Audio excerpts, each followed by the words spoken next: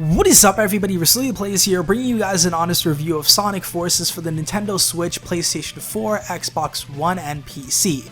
Now please do keep in mind the reviews are essentially somebody else's opinion on a video game, so you should never take the score as face value just because what I think about a game may heavily differ about what you think about it, just because we all have different taste in video games, right?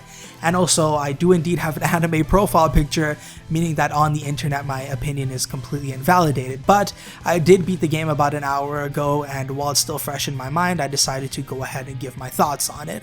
So first things first is the story. The story revolves around a brand new villain named Infinite, and he is brought into the game surrounded by familiar faces consisting of Shadow the Hedgehog, Metal Sonic, Zavok, and Chaos. Sonic the Hedgehog is quickly taken out, which means they need one new hero, which is you, and that's where the character creation comes in, which is probably the main selling point of the game. A lot of the reason why people wanted to buy Sonic Forces was because your freaking DeviantArt character could finally get in the game. And I feel like the character creation didn't actually disappoint. You have a few options in terms of what animal you can pick, then you can choose their hair or ears depending on what animal you decide to choose, male, female, voices, eyes, their victory pose, the colors of them, and the selection is actually very large. So I feel like you would never actually have a situation where somebody has a character that looks exactly like yours, because as you go through the stages you actually unlock accessories as well, which consist of glasses, hats, scarves, jackets, bodysuits, shoes, watches, gloves, just a whole lot, and it really does make your character feel like it's actually yours. Seeing as how many options they give you, you're not going to run into anybody else that looks exactly like you, and if you do, then somebody's probably copying you to be specific because of how many clothing options. I've beaten the entire game and I never even gotten every single piece of clothing yet.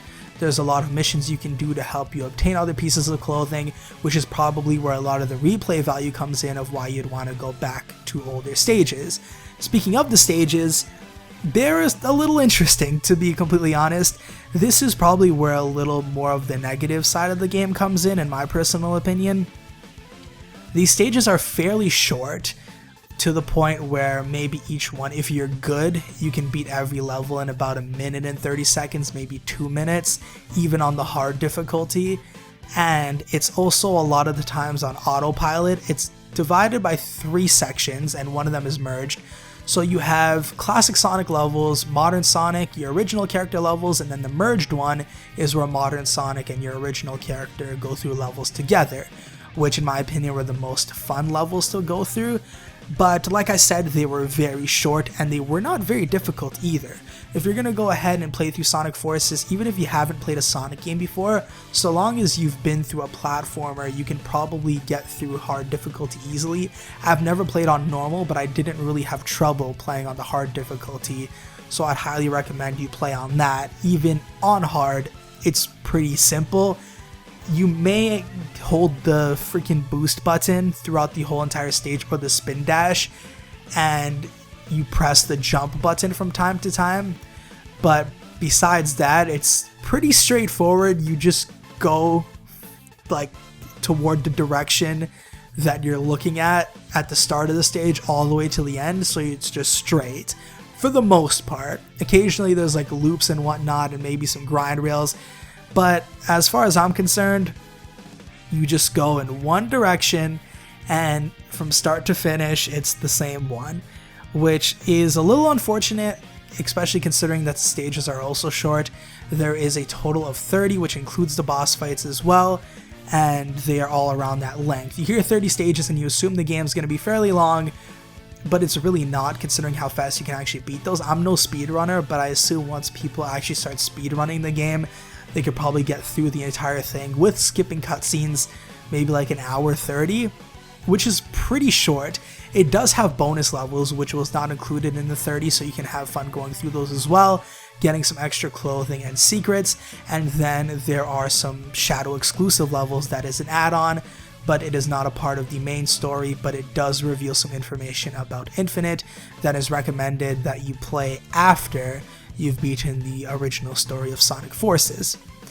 Now, for the music, it's obviously no surprise that in pretty much every single Sonic game, the music is absolutely wonderful. All the lyrics and the instrumentals as well, whether it be the vocal songs or just the ones with straight up instruments and no vocals, are absolutely great. I have not had any problems with any of the songs in pretty much any Sonic game, so that's no problem whatsoever. But that is pretty much all there is to Sonic Forces, so I guess the final verdict would be the story is pretty lackluster, to be completely honest. It's nothing too special.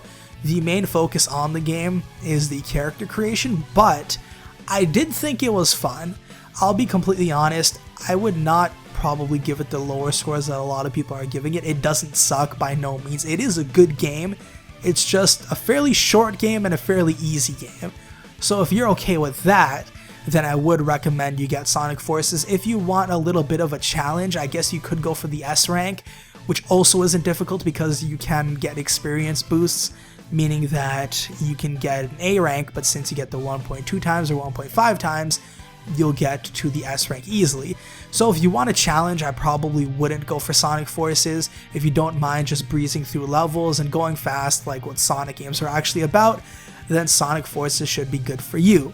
Making your characters a whole lot of fun, stages are easy and very short, and it's pretty much autopilot a lot of the times and straightforward.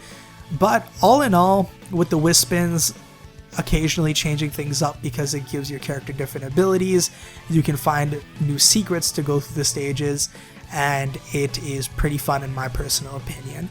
So if you wanted like a score rating from 0 to 10, what would I give it?